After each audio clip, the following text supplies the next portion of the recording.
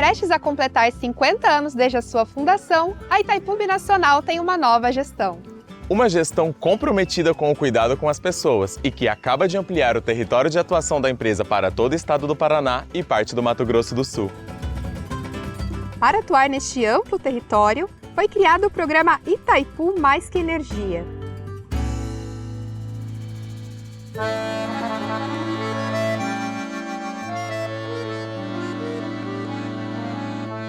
A iniciativa engloba diversas ações sociais e ambientais, que antes estavam restritas à região em torno do reservatório.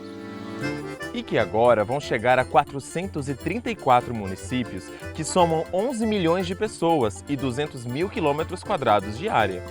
São ações alinhadas com a missão da empresa de promover o desenvolvimento territorial com atenção especial às pessoas e ao meio ambiente. E que contribuem com os Objetivos de Desenvolvimento Sustentável da Agenda 2030 das Nações Unidas. O programa Itaipu Mais que Energia é formado por ações de Educação ambiental, gestão por bacias hidrográficas, desenvolvimento rural sustentável, plantas medicinais, sustentabilidade das comunidades indígenas, aquicultura e piscicultura sustentável, saneamento ambiental, gestão de resíduos sólidos, conservação e restauração da biodiversidade, responsabilidade social, pesquisa e extensão universitária, desenvolvimento cultural, turismo sustentável. Itaipu Mais que Energia. Uma nova Itaipu, a serviço de um Brasil mais humano E sustentável.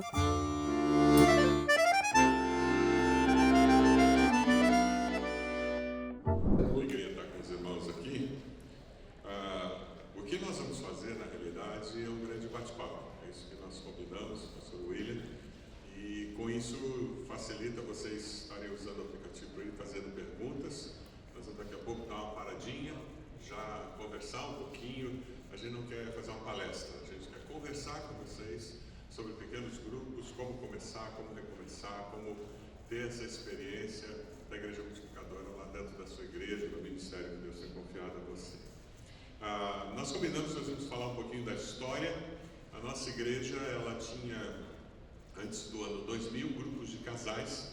A estrutura, a coluna vertebral da nossa igreja eram grupos de casais muito fortes. Alcançamos muitos casais, batizamos muitas pessoas, mas conforme estava chegando ao ano 2000, nós percebemos que os viúvos, solteiros, divorciados estavam ficando de lado.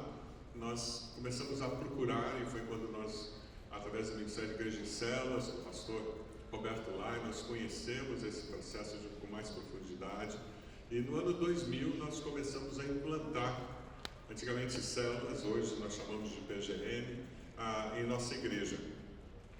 E eu cometi alguns erros básicos que talvez você já tenha ouvido. Eu disse, já tenho grupos de casais, vou transformá-los em pequenos grupos. Simples assim. E fiz isso. Depois de 6 meses eu disse, para tudo, volta a ser grupo de casal, que eu estou ficando sem pequeno grupo e sem um grupo de casal. E nós retornamos ao que era antigamente.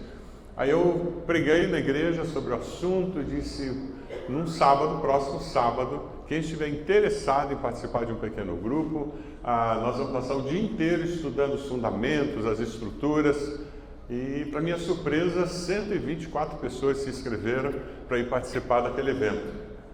Passamos o sábado todo, manhã e tarde, lá pelas 5:30 da tarde, eu disse, meus irmãos, nós estamos acabando, tem uma prancheta ali na saída. Se você aceita o desafio, está disposto a participar de um pequeno grupo em nossa igreja, ponha seu nome ali e nós vamos entrar em contato. Dos 124, 120 deram o nome na prancheta. Como é que você começa um protótipo? Aí eu cometi o segundo erro. Você já caiu nessa tentação? Ao invés de fazer um protótipo comigo liderando, o que eu fiz? 10 protótipos, com 12 pessoas em cada um. Quase pronto para multiplicar, né? E nós passamos um ano, aí eu fui mais teimoso, insistindo, e quando terminou um ano, qual foi a decisão que eu tive que tomar? Levei para a liderança da igreja dizendo, meus irmãos, vamos parar tudo, porque não está dando certo. Nós não vamos a lugar nenhum com esses 10 grupos que estão se reunindo, e nós paramos de novo. Aí eu comecei o processo, já leu em algum lugar isso? Com um grupo, eu liderando, com pessoas que iam multiplicar depois. E a nossa história com o pequeno grupo começa aí. E nós viemos até mais ou menos o ano 2014, com pequenos grupos, buscando fazer discipulado, mas não conseguimos engrenar isso. Então, no 2014, nós começamos uma forte ênfase no processo discipular. E a nossa igreja entrou nesse estágio e nós começamos a enfatizar o discipulado 1 a 1, o discipulado em que era vida na vida, em que eu compartilho a minha vida, e um discipulado em que você conversava sobre a vida ministerial, como é que você está servindo a Deus, onde você está servindo, como está sendo essa experiência. E recentemente, nos últimos anos, ao invés de ser discipulado 1 a 1, nós estamos caminhando para um processo já instalado na igreja hoje de grupo discipular. Nós percebemos que nós não estamos conseguindo atingir todo mundo com esse 1 a 1, então nós começamos a montar grupos discipulares, grupos de 4, 5, 6 no máximo, que se encontram e onde acontece o Vida na Vida e acontece o Vida Ministerial. Em poucas palavras, mais ou menos essa é a nossa experiência lá no Bacaxeira, em Curitiba. Bom dia, graça e paz do Senhor Jesus, amém? Que alegria estar com vocês aqui. Deixa eu só fazer uma perguntinha aqui. Quem aqui já trabalha com pequenos grupos na igreja? Quem já trabalha com pequenos grupos? Ok. Quem não trabalha com pequenos grupos na igreja? Então está mais ou menos metade, certo? Ok. Que alegria, sou o pastor William Salgado. A minha vida ministerial, ela praticamente começou com os pequenos grupos. Eu sou o resultado de pequenos grupos. Eu comecei a liderar o meu primeiro pequeno grupo, né? O pastor Miguel não era nem nascido ainda, em 1996, né? 1996, acho que o Miguel, se tivesse 1 ano de vida. E ali, como o pastor Silvado, nós lá na primeira igreja batista Campo Grande, erramos bastante, erramos muito. Então eu conversei com o pastor Gilson e ele pediu perdão para vocês, que ele era um dos preletores daqui, mas a esposa dele, os irmãos sabem dele, passou mal, ele teve que ir embora. Então eu participei de todo esse processo desde o começo. Eu tive o privilégio de chegar na primeira igreja antes do pastor Gilson ainda. E nós começamos grupos familiares, grupos de casais, só que em 1999, quando nós começamos a conhecer o material do pastor Roberto Lai, nós paramos com os grupos casais e começamos um primeiro protótipo na igreja. E nesse primeiro protótipo eu fiz parte ali, e aquele protótipo nasceu no apartamento do pastor Gilson, em 1999. Eu não tinha ideia daquilo que, a revolução que Deus iria fazer na minha vida e na vida da igreja. Uma igreja histórica, de quase 100 anos, uma igreja extremamente tradicional, que tinha aproximadamente 100 eventos semanais na primeira igreja batista de Campo Grande. A igreja era tomada de eventos, muitos ministérios, dezenas de ministérios. Uma boa igreja batista. Uma boa igreja. Quando nós começamos os pequenos grupos, nós tínhamos ali aproximadamente quase 1.500 membros. E começamos ali, multiplicamos o protótipo. Só que aquele primeiro protótipo não tinha uma intencionalidade de evangelização. Ele caminhou muito bem pelo lado da comunhão. E com o passar do tempo, a mesma experiência do pastor Silvado, essas primeiras multiplicações do protótipo, elas não deram certo. E aí nós precisamos fazer um segundo protótipo. Fui líder de um novo protótipo, e nós começamos um segundo movimento, com ênfase, mantendo a comunhão, mas com a intencionalidade da multiplicação, com a intencionalidade de formar líderes e com a intencionalidade de alcançar pessoas. Então, essas 3 marcas são essenciais no processo de pequenos grupos. Então, vai o primeiro ponto aí para vocês. ênfase na formação de líderes, ênfase na multiplicação de discípulos, alcançar novas pessoas para Jesus. E quando eu tenho líderes e quando eu tenho novas pessoas, eu posso multiplicar, que é a terceira ênfase, que é a multiplicação de discípulos. E nós viemos assim, muito bem, mais ou menos até o ano de 2010.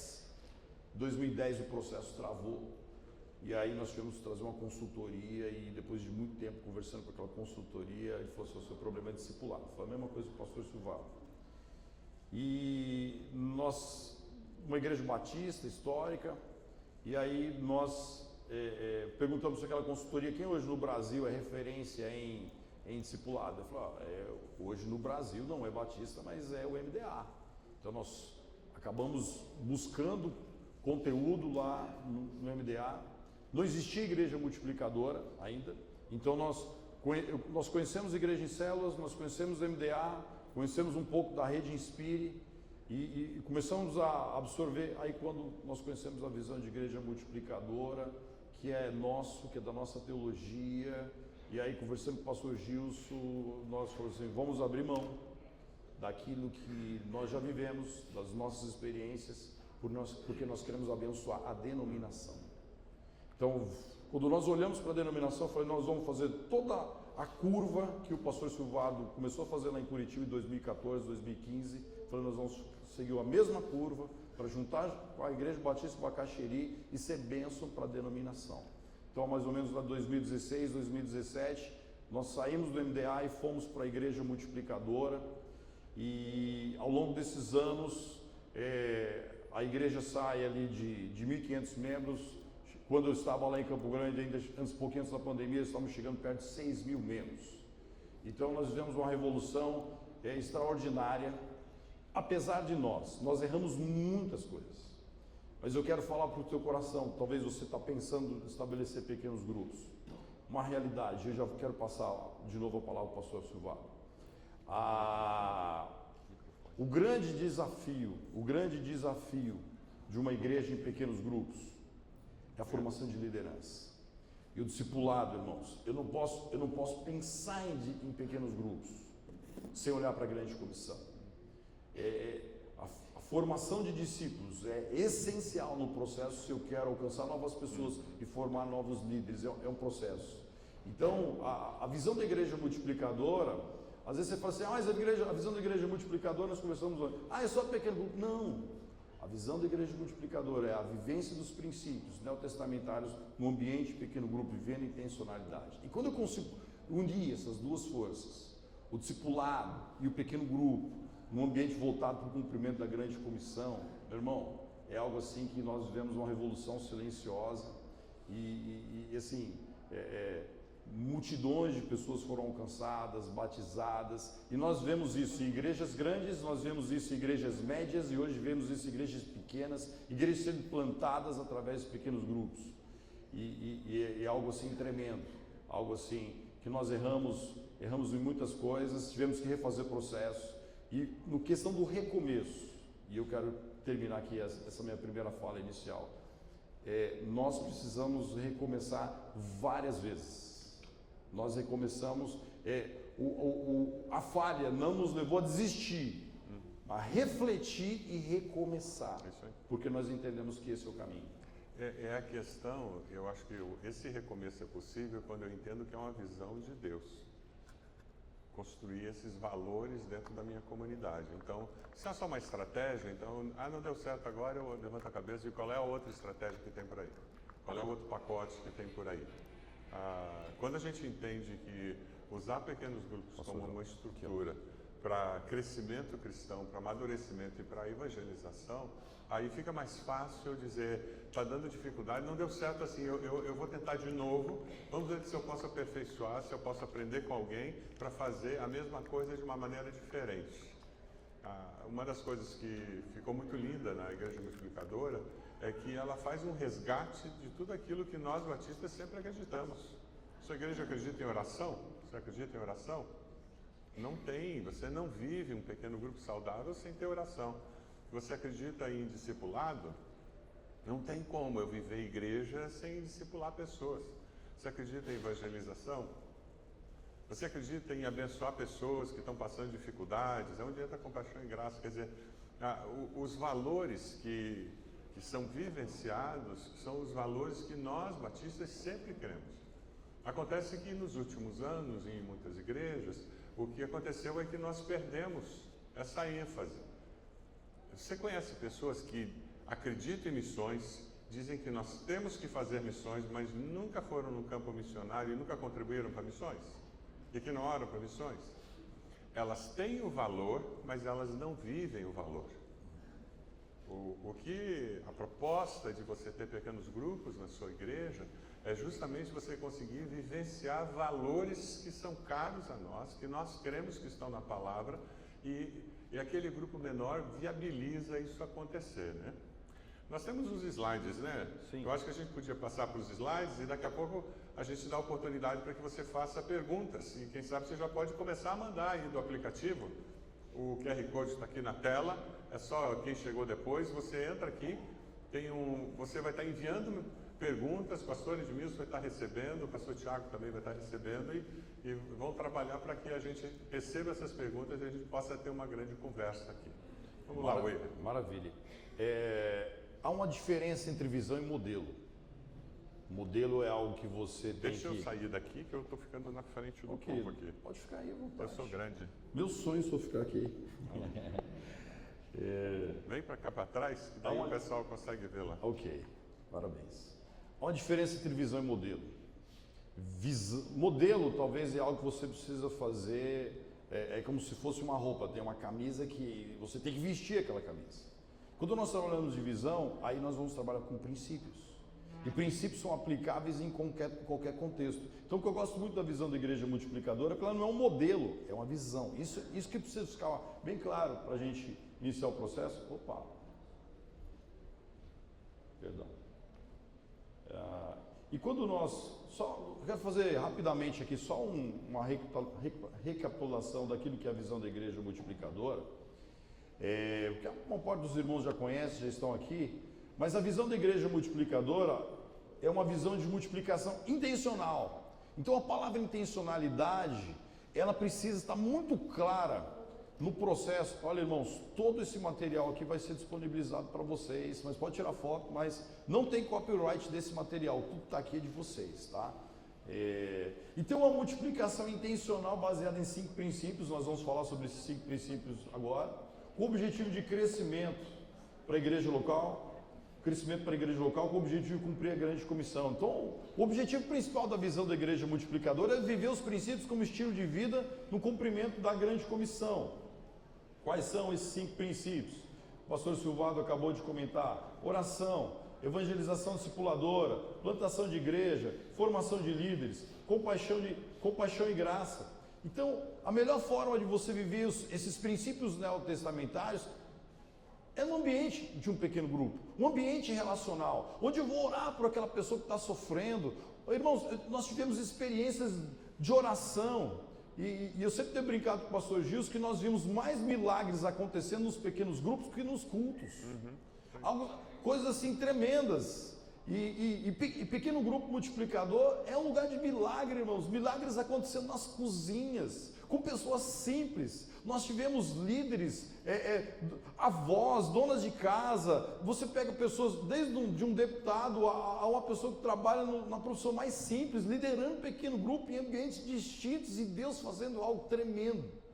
Então, a oração, você começa a levar a igreja a viver esse princípio da oração. A evangelização discipuladora é um princípio extraordinário, onde você vai levar cada pessoa.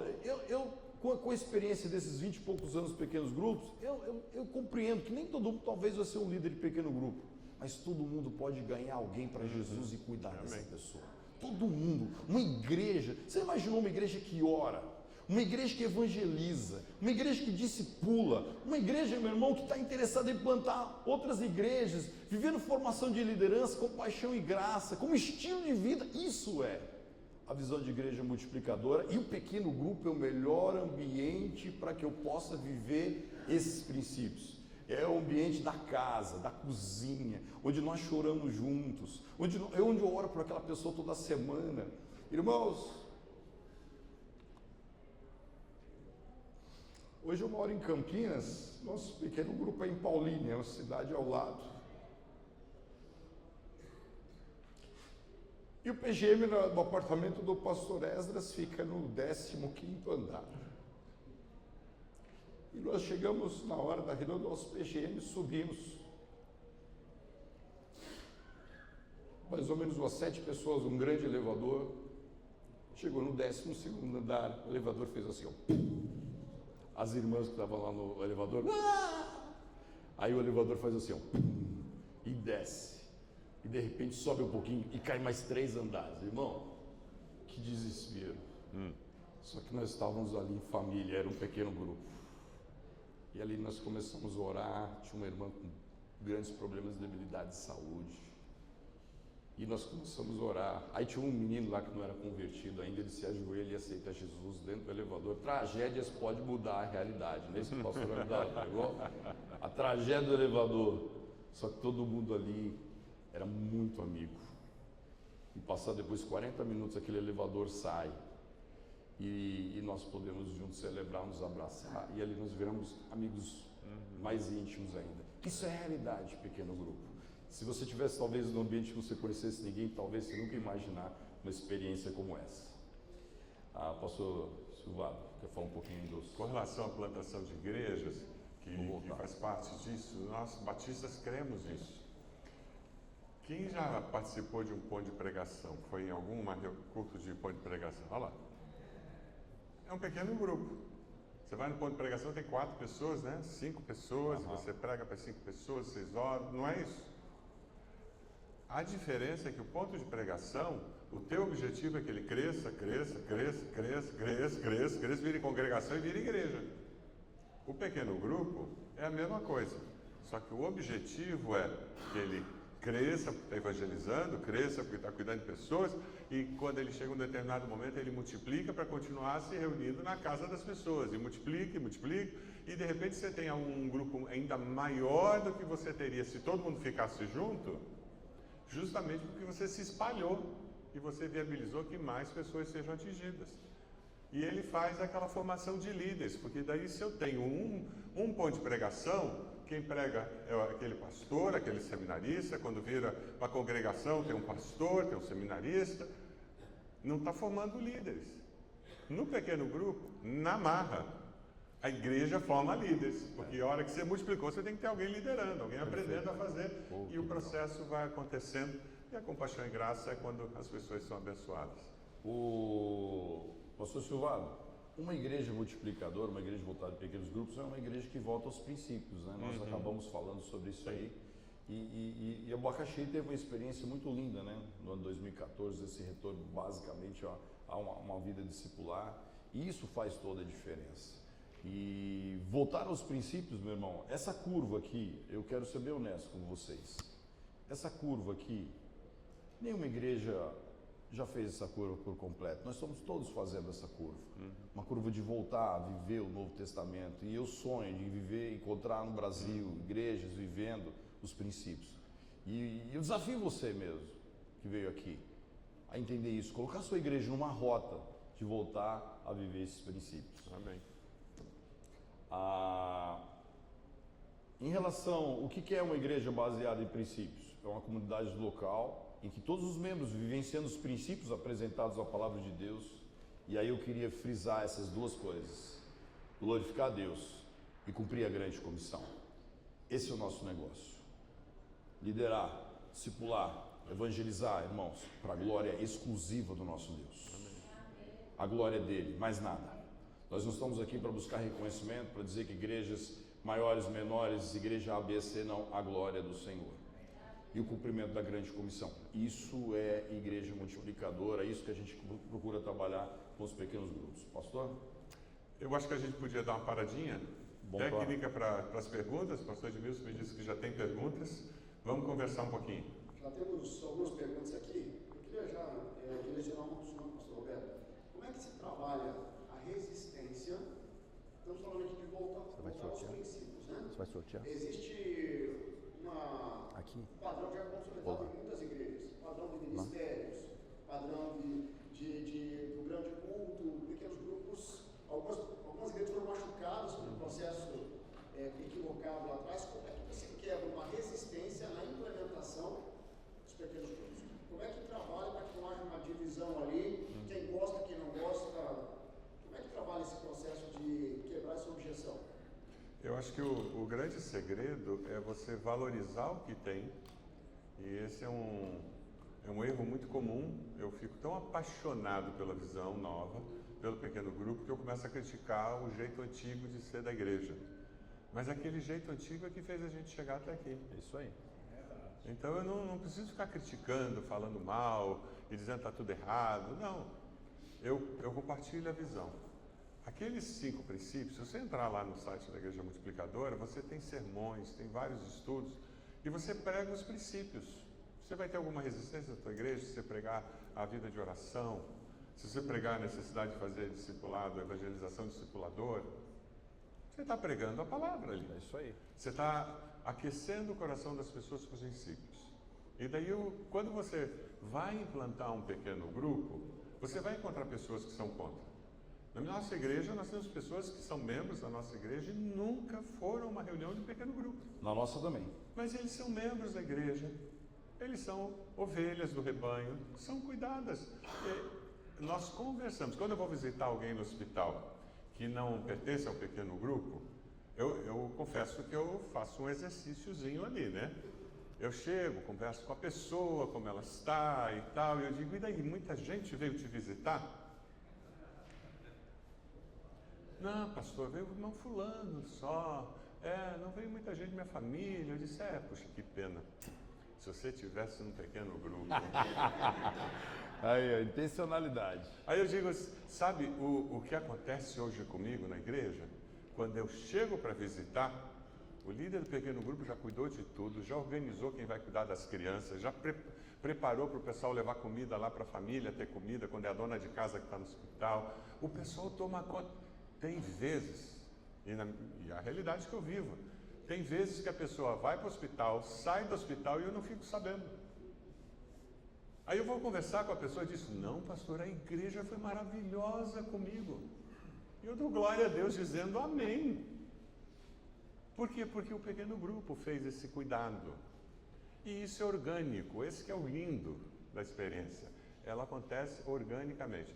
Não fale mal, não negligencie, mas aplique um princípio de crescimento de igreja que é muito simples. Eu cresço com quem quer crescer. É isso aí. Quem não quer crescer, eu bato nas costas, Deus te abençoe, e eu sigo caminhando. Naturalmente, muitos desses vão acabar vindo junto. Nós temos pessoas lá na igreja que eram contra, radicalmente contra, e que hoje são supervisores, empolgados. Pastor William, o senhor escreveu uma obra sobre supervisão. Eu quero trazer uma pergunta aqui que já está alinhado um pouquinho nesse processo do discipulado. Como desenvolver e consolidar o discipulado nos pequenos grupos e como trabalhar o líder que está desanimado, que também envolve o discipulado do supervisor, cuidando desses líderes. Como é que nós podemos trabalhar isso? Perfeita pergunta. Essa pergunta é de quem já está vivendo o processo. Isso aí já não é de ano iniciante. Isso é doido de quem está na estrada. Isso aí já é gente que já está vivendo o processo. O grande segredo, na minha opinião, de um trabalho de pequenos grupos, que você vai ter ele saudável a longo prazo, está na supervisão. Quando você precisa estabelecer supervisores, na perspectiva da Igreja Multiplicadora, eu, como vivi outros movimentos, entendo muito bem como é que é a supervisão nos outros movimentos, e não critico. Mas na nossa proposta, supervisão de Igreja Multiplicadora é uma supervisão discipular, pastoral. Não são ordenados, mas exercem uma função pastoral. E quando esse líder é muito bem acompanhado, ele é discipulado, ele é encorajado constantemente, o nível de motivação dele, ele sempre você vai conseguir. Agora, o grande problema é que os PGMs, as células, os pequenos grupos, eles começam bem porque o pastor está perto. Com o processo de multiplicação ele vai acontecendo, esse pastor vai se distanciando daqueles líderes que vão se multiplicando da segunda e terceira geração. Aí esse pastor está muito longe. Então, o pastor Silvado, que começou esse processo, e o nível de motivação está lá em cima. E por que o nível de motivação não continua?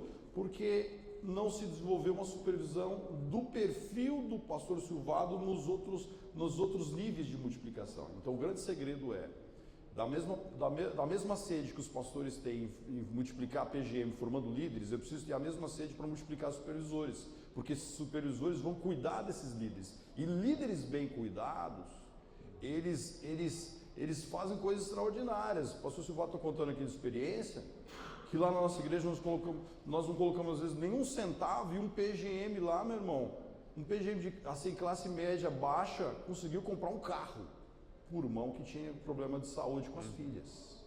E a igreja só ficou sabendo depois.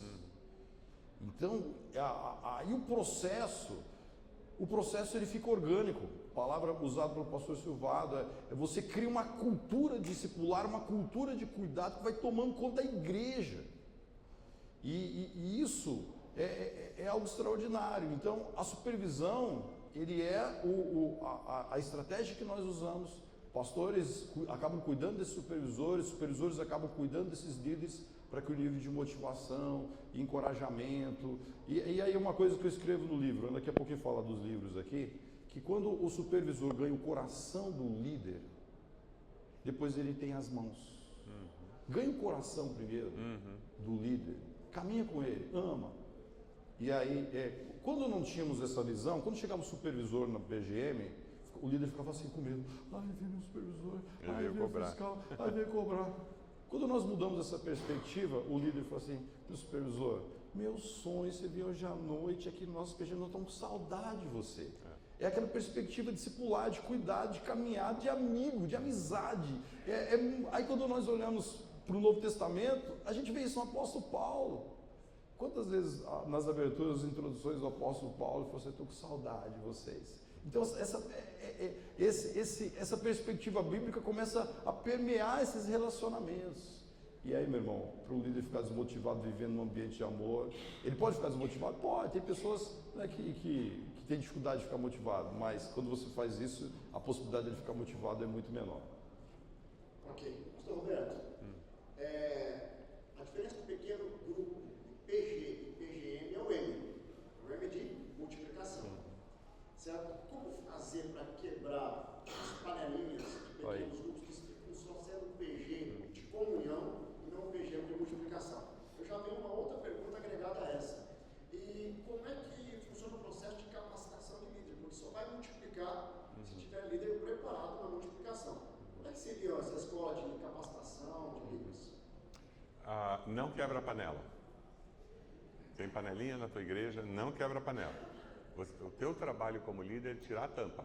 É isso aí. As pessoas têm que ter liberdade para entrar e para sair dessa panela. Mas a panela significa a comunhão que existe.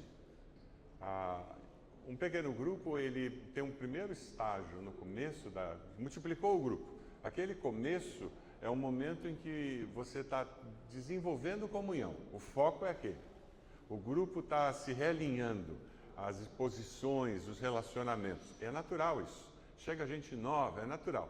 Mas o que acontece? No segundo estágio, o perigo está aquele pessoal dizer, é tão bom isso aqui, vamos montar 3 tendas e a gente morre aqui. Já ouviu isso em algum lugar? Opa! É esse que é o ponto. A comunhão é tão gostosa que a gente vai montar as tendas e morre aqui. E perde a visão da multiplicação. Então, você precisa daquele amor, e quem aqui já está trabalhando em pequeno grupo, já ouviu N histórias de pessoas não crentes que chegaram e disseram, que ambiente de amor que vocês têm, é um ambiente diferente, isso é fruto da comunhão, é a panela que dá esse sentimento. Mas a pessoa de fora tem condições de chegar e ela não se sente excluída, porque não tem tampa. E alguém que está lá dentro, por alguma razão quer sair, pode sair também. À vontade. E pequeno grupo é que nem médico. Você vai no Bambambam, professor de universidade, título internacional, você paga uma baba pela consulta, sai da consulta e diz assim, não fui com a cara dele. Não é assim? Aí você vai num recém-formado, pelo plano, você sai de lá apaixonado pelo médico, você compra o remédio e segue toda a orientação dele. Pequeno grupo é a mesma coisa. Então, não quebra a panela, tira a tampa dela, para que crie esse ambiente de amor e num segundo momento você tenha condições de trazer pessoas de fora para serem banhados nesse amor que está lá dentro. Os líderes que estão lá, a minha grande dificuldade, eu sempre tive um pequeno grupo. Eu e minha esposa lideramos um pequeno grupo há anos. Eu sou pastor, é complicado. Pastor é a presença castradora no pequeno grupo. Não adianta. Então fica mais difícil. O pessoal acha que para mim é mais fácil treinar líderes do que um outro líder normal. Não, é mais difícil. Opa! Que ninguém faz como pastor, ficar conosco. Não é verdade? Ninguém faz. É o que eles pensam. Eu tenho certeza que não é isso. Então, você, intencionalmente, você expõe a pessoa aos momentos do pequeno grupo. É isso que você faz. Essa semana, um irmão que é crente novo, que dirigiu o nosso pequeno grupo, que eu estava aqui. Aí ele já mudou o roteiro. O pastor da minha rede que não saiba. Mas ele chegou e disse, pastor, eu vou mudar o roteiro, não vou fazer roteiro não. Ele quer pegar um pedaço de um culto que falou muito ao coração dele, a gente está estudando o Pai Nosso na igreja, e o meu vizinho, que não é crente, disse que vem de novo, que ele já tinha convidado, e ele vai estar aqui, ele disse que vai trazer parentes dele, então eu vou botar na televisão, a gente vai ouvir um pedaço do culto, e eu vou dirigir uma conversa sobre aquele negócio, que não sei o quê, e eu vou contar o que Deus falou para mim. O que ele está fazendo? Ele está assumindo liderança. E ele não era nem meu líder em treinamento, porque o líder em treinamento está de férias, está viajando. Aí. E ele que tocou o pequeno grupo. Aí eu achei interessante que ele manda um relatório para mim depois. Uma outra irmã que nunca dirigiu o pequeno grupo, que o nosso pequeno grupo é par, então a gente tem o início da reunião, todo mundo junto. Pastor João, explica para eles o que é par. PGM par. É quando você tem dois pequenos grupos na mesma casa. Você tem um pequeno grupo de mulheres e um de homens. Então, por quê? Porque o homem é um bicho ruim. Você faz uma reunião com homem e mulher junto, os homens não falam nada. Já percebeu isso? As mulheres falam pelos cotovelos. E o homem só dá uma risadinha, assim. Né? Quando muito ele comenta alguma coisa com a esposa. Você separou homem de um lado, mulher do outro. Homem chora, homem confessa pecado. No nosso pequeno grupo é muito comum, nós não temos terminado o nosso período de oração e as mulheres já estão batendo papo. Por quê? Porque estão sozinhos. Aí eles falam.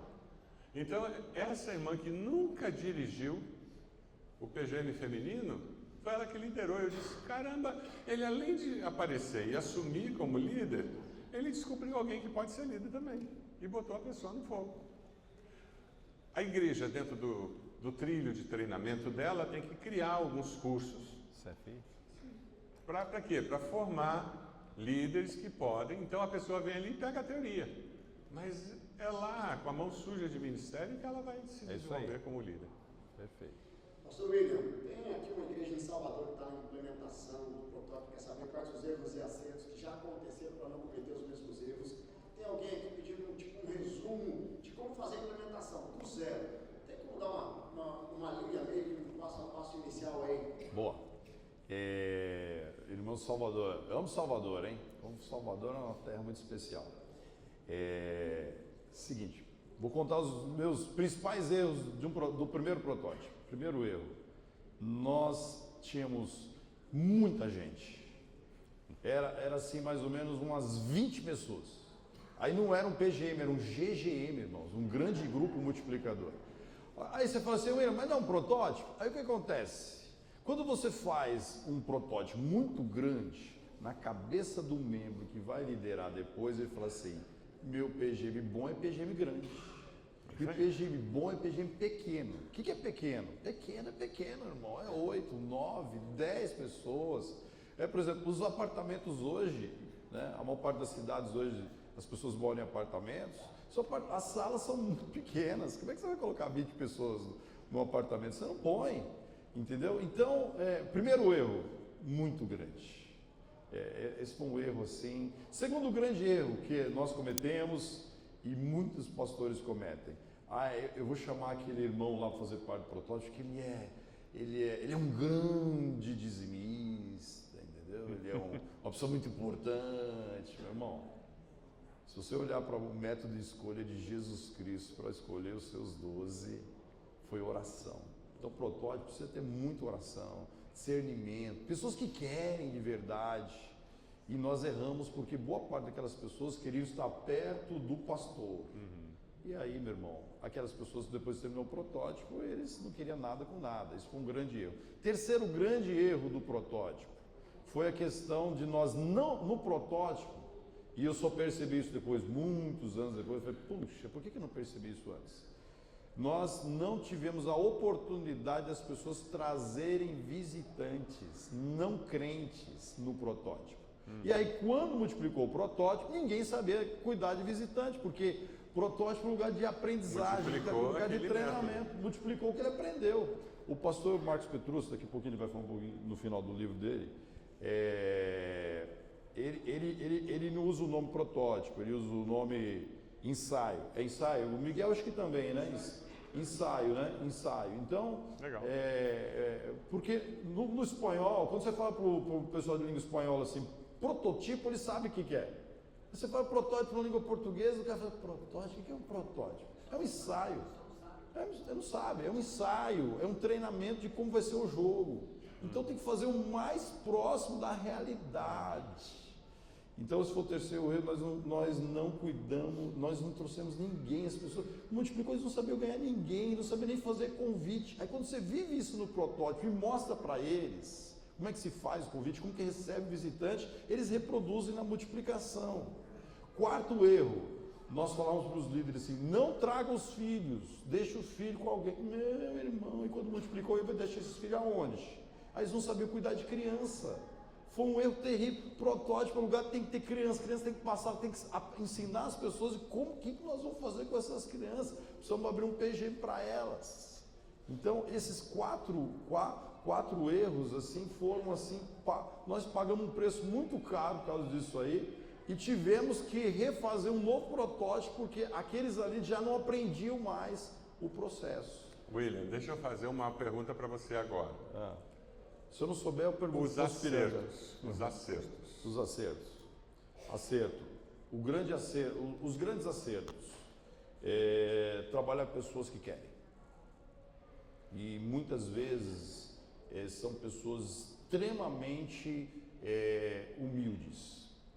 São pessoas assim que a igreja às vezes não conhece, mas é escolher pessoas que querem cuidar de gente.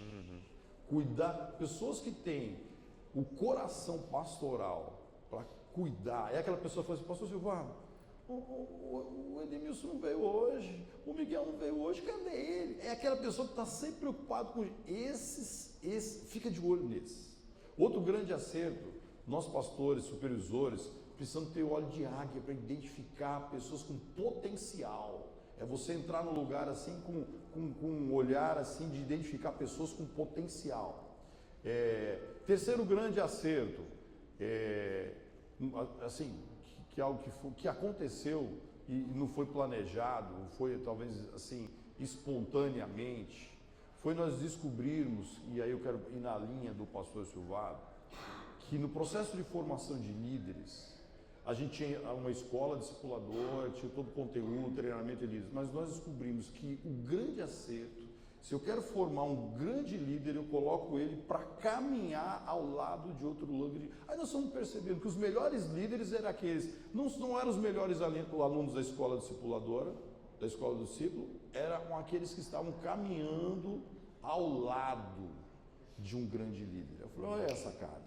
E aí a gente percebeu, então, se nós queremos formar grandes líderes, vamos colocar pessoas para caminhar ao lado. O que esses líderes estão fazendo? Coloca alguém só para ver. E aí a gente percebeu que o processo de formação de líderes, ele é mais baseado em assimilação do que compreensão. Ele assimila, ele vai começando a assimilar o jeito de cuidar. Então, talvez esses foram os principais acertos do processo.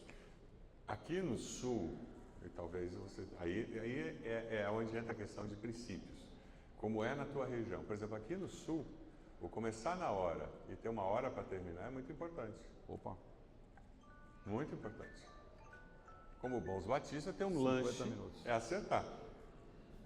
Um pequeno grupo sem lanche não funciona. Mas não é jantar.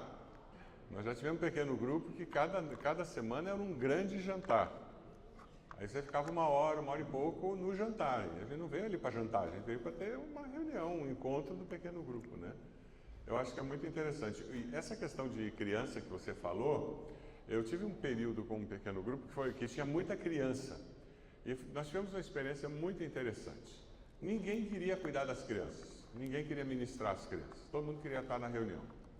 Eu sentei com os pais das crianças e disse, fazer uma coisa, fazer uma escala. Aí eu disse, tinha um que era professor de educação física. É difícil, professor de educação física, queimar a energia das crianças? Não. Sentar, contar uma historinha bíblica e fazer oração com elas? Não. Tinha um outro que trabalhava com vídeo, naquela época de vídeo isso. Eu disse, é difícil você arrumar um vídeo que edifique as crianças e você ter um tempo conversando sobre o que o vídeo falou e orando com as crianças? Não. Aí tinha uma outra que era professora, eu disse, é difícil para a irmã fazer trabalho manuais com as crianças? Ela disse, não. E tinha uma outra que adorava trabalhar no teatro da igreja. Então as crianças toda semana tinham uma atividade completamente diferente da outra. Um dos casais assumiu fazendo uma coisa que eles gostavam de fazer e as nossas crianças do pequeno grupo estavam sendo ministradas. Estavam aprendendo a orar. E eu termino a minha palavra antes da pergunta, contando uma historinha da irmã do teatro. Um dia, ela era crente nova. E ela fez um teatro com as crianças sobre Daniel na Cova dos Leões, em 2 atos. No final do pequeno grupo, aqui ensinava música, as crianças cantavam, toda aquela história no finzinho, né? Aí as crianças vieram apresentar a peça que eles tinham ensaiado, Daniel na Cova dos Leões, em 2 atos. Primeira cena, entra Daniel na sala e entra o leão do outro lado. O leão pisa no chão num lápis e o lápis sai aqui. E o leão começa a chorar. O que Daniel fez? Daniel foi até o leão, tirou o lápis, o leão olhou para ele com cara de agradecido e deu um abraço em Daniel. Fim do primeiro ato. Segundo ato. O leão está lá na cova, o rei está falando com Daniel, brigando com Daniel, e joga Daniel para a cova dos leões. E o leão faz aquilo. Olha. Daniel! E abraça o Daniel. Que criatividade. Ela era crente nova, gente. Mas ela encontrou um jeito de ensinar a história de Daniel. Fantástico. Pastor William, tinha uma pergunta aqui. Sou pastor de igreja e por força da necessidade eu preciso ser supervisor do PGM. Isso é saudável? Repete a pergunta para mim, eu sou pastor. Sou pastor da igreja e pela necessidade eu preciso ser supervisor de pequenos grupos. Ah, sim. É saudável o pastor da igreja ser o supervisor? Ele precisa ser o referencial de supervisão para mostrar para os novos supervisores como que é o processo supervisionar. Então, com base na pergunta anterior, como é que você forma um bom líder? Você coloca uma pessoa, um líder em treinamento para caminhar ao lado de um bom líder. Você vai ter a possibilidade de ter um grande líder. A supervisão é a mesma coisa. Então, o pastor ele precisa supervisionar. Lá, no caso do pastor Silvado, que eu acho interessante, que além de ele supervisionar todo o processo, ele tem pastores, supervisores, supervisiona, ele ainda tem um pequeno grupo. Então, ele é um herói para mim, entendeu? Porque é um desafio fazer isso. Mas é que ele ama. Eu já tive a oportunidade de ir lá no Bacaxiri, é que ele ama aquelas pessoas. Ele fala daquele pequeno grupo com tanta ênfase, tanta alegria, mudam as pessoas, ele está sempre assim falando do pequeno grupo dele. Mas o pastor Silvado, e assim eu vejo assim, o pastor Gilson também já foi líder de PGM, mas ele não abre mão de supervisionar todo o processo. Então o pastor ele vai chegar no primeiro momento, que ele vai supervisionar líderes, o processo vai multiplicar, ele vai supervisionar supervisores, e o processo vai multiplicar, talvez ele vai supervisionar coordenadores, talvez pastores de rede. Então o processo de supervisão necessariamente tem que ser feito pelo pastor sênior, pastor presidente da igreja, ele precisa ser. O pastor Gilson já deu testemunho, está gravado no YouTube, que o grande erro que ele cometeu no ministério dele foi terceirizar a supervisão geral dos pequenos grupos para um outro pastor. E aí a fatura foi alta e até ele retomar esse processo demorou bastante tempo. A última pergunta, esqueci de te explicar. No site de Igreja Multiplicadora, tem um arquivo lá no Espaço do Líder que é o trilho de implementação. No trilho de implementação, tem um checklist ponto a ponto de você fazer todo o processo de implementação. Mas ele é basicamente dividido em 3 etapas. O pastor multiplicador, a liderança multiplicadora e a igreja multiplicadora. E ali há um cronograma bem simples de quais os passos que você precisa dar em todas as etapas de como você implementar o processo. Está no site igrejamultiplicadora.com.br, você entra lá, faz o login, espaço do líder, procura lá, trilho de implementação. Se você quiser, eu posso deixar aqui talvez no final meu Instagram e ali a gente pode estar conversando e a gente pode estar enviando para vocês tanto esse arquivo aqui, como o arquivo do trilho de implementação. Nós estamos aqui para servir vocês.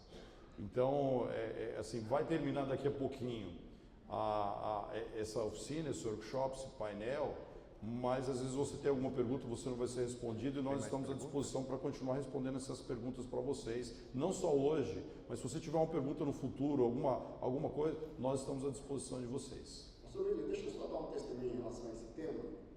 Uma das coisas que nós precisamos entender é que tem muitos pastores que querem implementar pequenos grupos, terceirizam um momento do processo. E aí eu passo para a equipe, eu formo a equipe para fazer e tal.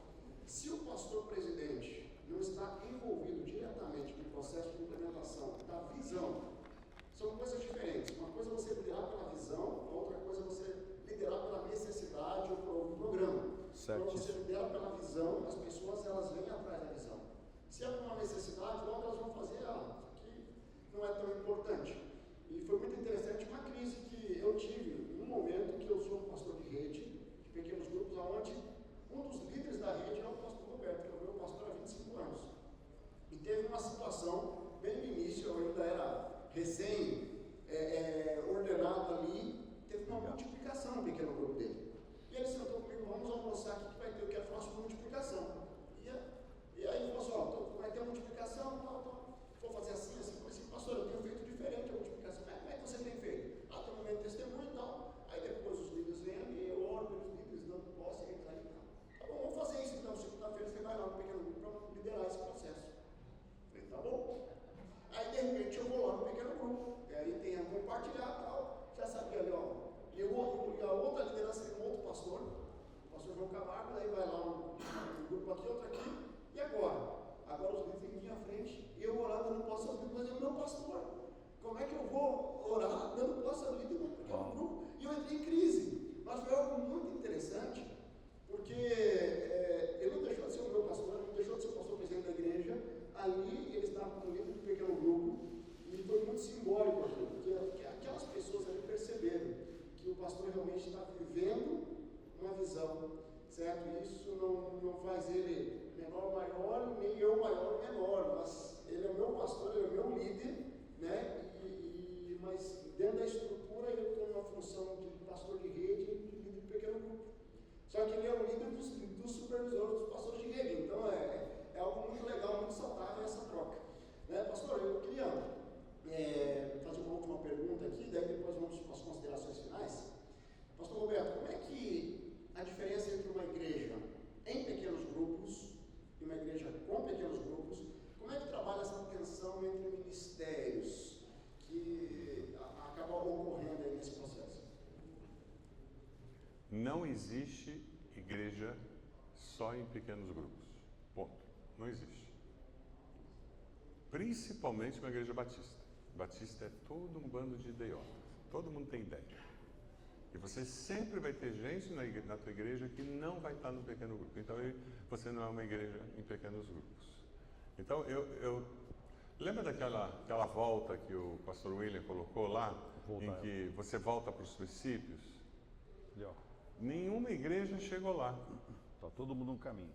A gente quer ter uma igreja, que a coluna vertebral essa é a imagem que a gente usa na nossa igreja. Os pequenos grupos são a nossa coluna vertebral que sustenta o corpo. E a palavra de Deus é a medula, é de onde vem a energia e o comando para esse corpo. Então, quando você quer ter uma igreja assim, você está apontando que é para lá que eu quero chegar. Mas você sempre vai ter gente que está saindo do pequeno grupo, está entrando no pequeno grupo, e por N razões. Faz parte da vida. Então, quando vem essa discussão de em pequenos grupos ou com pequenos grupos, eu digo, olha, não existe. Tá, então, entendendo essa curva, eu vou entender que algumas igrejas têm uma ênfase ainda muito forte em ministérios, outras têm uma ênfase menor. E tem igrejas que nunca vão reduzir essa ênfase em ministérios. O problema é como que eu, igreja, vou cumprir a visão de Deus que Deus tem me dado e como é que eu dou conta de tudo isso. Então, por exemplo, a ilustração que eu tenho usado há muitos anos é a ilustração da reunião de oração na nossa igreja. Nós implantamos pequenos grupos na nossa igreja e tínhamos o culto de oração quarta-feira. Toda a Igreja Batista Decente tem culto de oração quarta-feira. E a gente tinha o culto de oração. E os pequenos grupos começaram a multiplicar. Na época, nós tínhamos aproximadamente umas 300 pessoas em pequenos grupos durante a semana. E o culto de oração, conforme o pequeno grupo ia crescendo, ele foi minguando. Cá entre nós, hoje em dia, por N razões, o culto de oração tem minguado na maioria das igrejas. E, de repente, nós estávamos com uma frequência de umas 10 pessoas. Aí era um outro pastor da nossa equipe que liderava o culto de oração naquele momento. Um irmão perguntou para ele e disse, pastor, por que a gente tem esse culto de oração? Ele respondeu, porque vocês vêm, então eu venho e a gente faz o culto de oração. Aí ele disse, se nós não viermos, não vai ter? Ele disse, não, aí a gente não tem mais culto de oração. Eles pararam de vir. O pastor foi umas 2 quartas-feiras, aí ele chegou para mim e disse, pastor, não está vindo ninguém. Eu disse, tá bom, eles não querem um culto de oração quarta-feira. Simples assim. Eu olhei a quantidade de gente que estava nos pequenos grupos orando, eu disse, nós estamos com mais gente do que a gente já teve em toda a nossa história. Os anos se passaram, aí um dia uma irmã chega para um dos pastores da igreja e diz, pastor, o senhor podia vir hoje à noite para orar para uma amiga minha que está enferma e tal, para ela ser curada? Ele disse, claro, venho. O pastor veio na quinta. Aí alguém soube que na quinta tinha alguém vindo, aí alguém pediu, dá para semana que vem eu vou trazer, não sei o quê. Hoje nós temos um culto, o pastor Edmilson que lidera esse culto, prepare-se, é um culto de cura e libertação. Numa igreja batista. É o pastor Edmilson que lidera esse culto. É ele, irmãos. O culpado é ele. E o que acontece? Esse culto brota de um movimento orgânico da igreja. Nós tínhamos 5 coros em nossa igreja, quando nós começamos. Nós tínhamos irmãos que ensaiavam 3 noites por semana, toda semana. Que eles cantavam em 3 coros. Hoje, nós temos 3 coros que se reúnem só na sexta-noite. Eles têm um ensaio do coro masculino e feminino, o santuário da igreja, aí eles se separam no final do ensaio, os homens ensaiam num canto, as mulheres no outro, o coro masculino e feminino. Por quê? Porque o povo está investindo o tempo deles em discipulado, investindo o tempo deles no pequeno grupo. Pastor William, já queria que o senhor apresentasse aí os livros e fizesse suas considerações finais para nós irmos para finalizar. Maravilha. Primeiro, nós queremos agradecer a presença de vocês. E antes de eu falar da literatura, da visão de igreja multiplicadora, não foi feita essa pergunta, mas no material você vai encontrar isso. Os pequenos grupos não irão resolver todos os problemas da sua igreja. Não vai com aquela expectativa que agora vou colocar um pequeno grupo e agora céus abertos. Não é, sério mesmo? Não resolve todos os problemas, talvez te traga mais problemas, mas você vai conseguir cuidar melhor do seu rebanho. Amém. Porque tem um detalhe, presta atenção no que eu vou dizer. Há muitas pessoas na sociedade que jamais vão entrar num templo evangélico, mas ele vai entrar na sua casa. E ali você pode ganhar ele para Jesus. E ali depois você vai levar ele para um pequeno grupo. E depois talvez ele vai se batizar, vai se transformar num líder. Ele vai abrir a casa dele para alcançar a família dele. E nós temos visto esse ciclo virtuoso no Brasil inteiro. Amém. Pessoas que jamais entraram num templo, mas entraram numa casa. E na casa ouviram a palavra de Deus. E ali se converteram e estão na igreja. Dá só um minutinho para mim. E só que tem um detalhe, presta atenção, pastores que estão aqui. Não adianta eu fazer um bom culto, Não adianta eu ter bons pequenos grupos e os dois não estiverem conversando um com o outro. Você pode ter 2 aplicativos fantásticos, mas se esses aplicativos não conversarem. O que é conversar? Um pequeno grupo com o culto. O culto precisa estar conversando com o pequeno grupo, com o culto, e o culto com o pequeno grupo. O culto e o pequeno grupo, eles precisam conversar. Fez um apelo, o pequeno grupo já precisa estar ali na frente acolhendo aquela pessoa. Aconteceu algo extraordinário lá no pequeno grupo, vamos dar espaço no culto para os testemunhos. Então, essa convergência entre pequeno grupo e culto é essencial no processo. E muitas vezes você encontra pessoas que têm excelentes cultos, têm excelentes expedientes, mas não se conversam. E não basta também ter um excelente pequeno grupo, meu irmão, e o visitante chega lá no culto e fala assim, meu Deus, aqui é um lugar frio, ninguém falou comigo. Então, o visitante que chega no pequeno grupo, ele precisa chegar no templo e encontrar esse mesmo acolhimento que ele já encontrou lá no pequeno grupo. Isso vai fazer toda a diferença para a sua igreja. O irmão levantou a mão ali, você me dá mais só um minutinho? Eu quero falar da literatura aqui, da visão da igreja multiplicadora.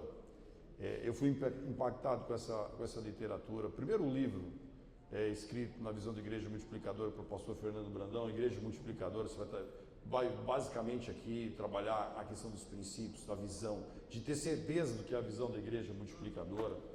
O pastor Fabrício Freitas escreveu isso aqui, que é um dos livros que é meu livro de cabeceira, livro de mentoria de igreja multiplicadora, de volta aos princípios, um livro fantástico. Se você quer trabalhar o relacionamento discipulador, meu irmão, talvez não, com certeza, o melhor livro de discipulado baseado em ênfase teológica que eu já li foi o pastor Diogo Carvalho, Relacionamento Discipulador. Livro fantástico, meu irmão, esse livro aqui é incrível. Aí se você quer aprofundar esse relacionamento discipulador na prática, você vai trabalhar o Raízes, do pastor Roosevelt Arantes, está tudo aqui na livraria de Missões Nacionais. Você pode também fazer aqui, muitos deles estão em e-book também, talvez você prefira em e-book. Raiz, meu irmão, você vai trabalhar o acrológico Raiz, é algo incrível.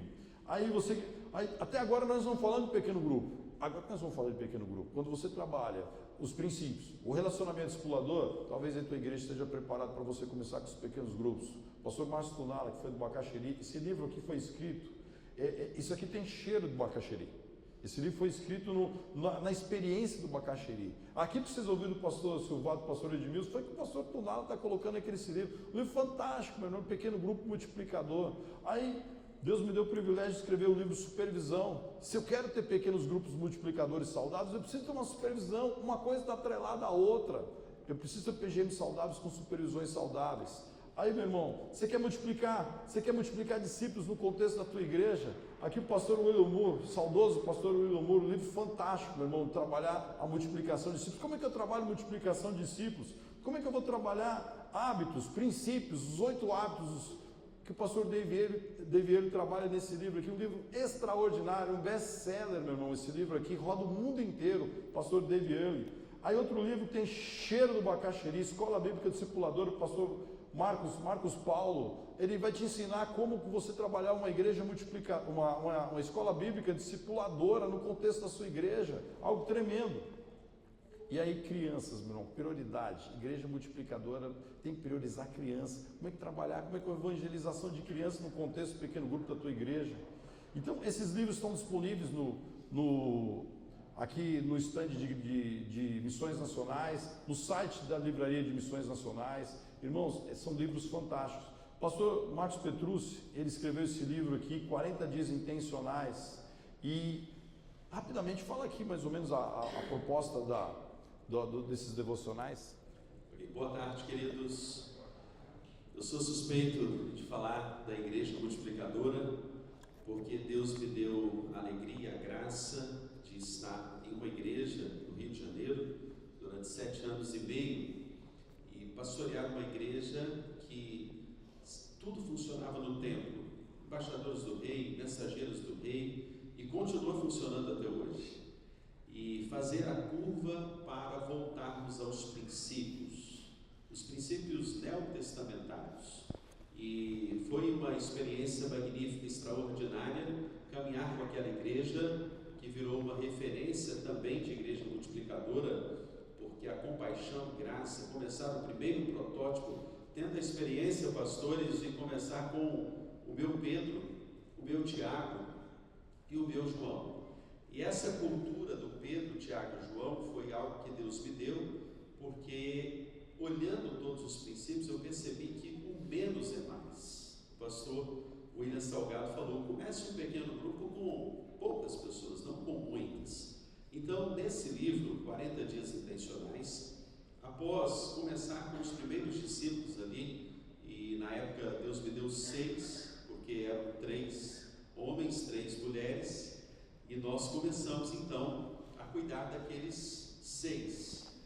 E foi muito interessante porque eu comecei o discipulado com 1 João. Então esse livro é uma extração de 1 João, nós extraímos de 1 João o amor extravagante, porque o que muito falta é o amor pelas almas perdidas. É você gestar um alvo de oração e começar intencionalmente a cuidar daquela pessoa em oração, com o paralelo da intencionalidade de Jesus. Jesus teve os movimentos intencionais, os encontros dele, por exemplo, com a mulher do fluxo de sangue. Eu abordo aqui a casa de Jairo, o Zaqueu, hoje me convém pousar na sua casa.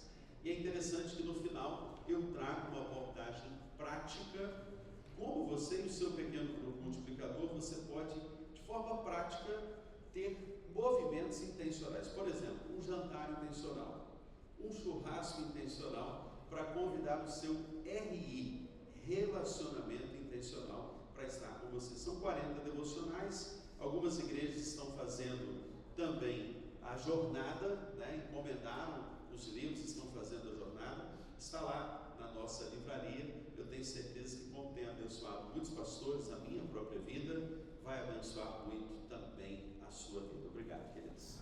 Amém. O pastor Edmilson, teu irmão que levantou a mão ali no fundo, pode ficar tranquilo. Pastor Roberto, as considerações finais aí, para o desafio. Se você esquecer tudo que nós falamos aqui, lembra da palavra perseverar.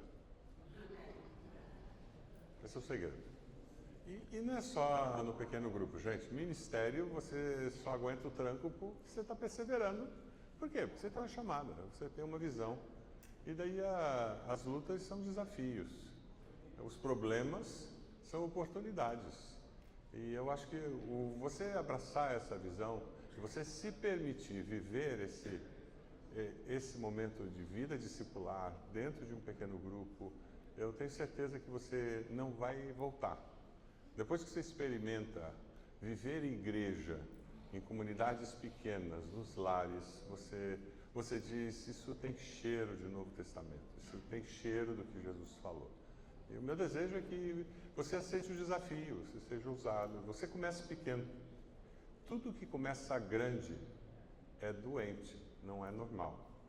Tudo começa pequeno e cresce de uma forma saudável. Deus abençoe cada um de vocês. Amém. Dá uma salva de palmas aí, glorificando ao Senhor. Deus abençoe. Quero pegar o meu amigo pastor Miguel Lima. Pastorzão, só quero dar uma palavra. Deus colocou, perdão, aqui está fora do script. O pastor falou de começo.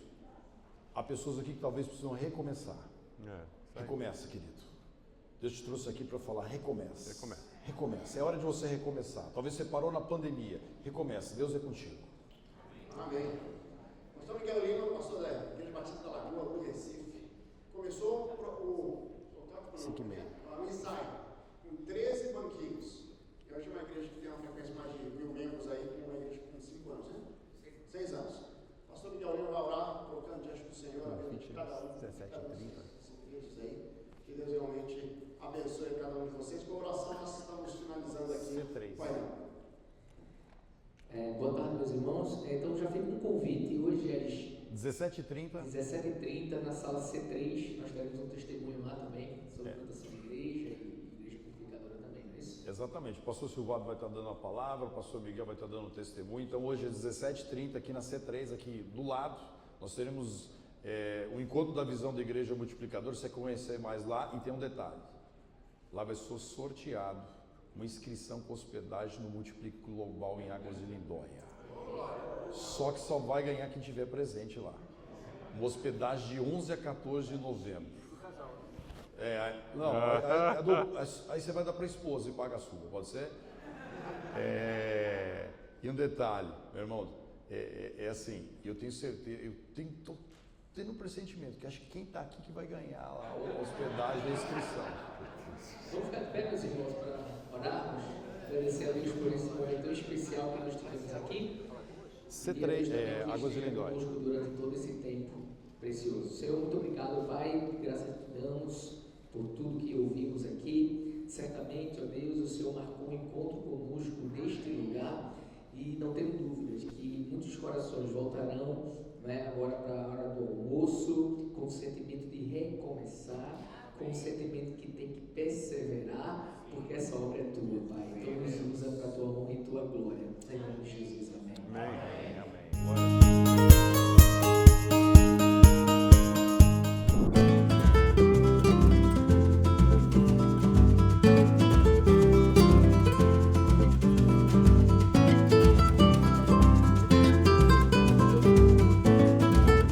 Prestes a completar 50 anos desde a sua fundação, a Itaipu Binacional tem uma nova gestão.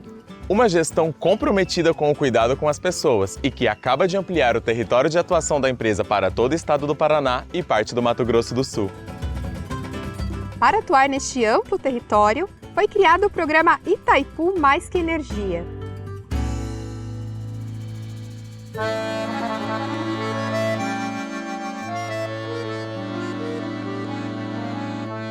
A iniciativa engloba diversas ações sociais e ambientais, que antes estavam restritas à região em torno do reservatório.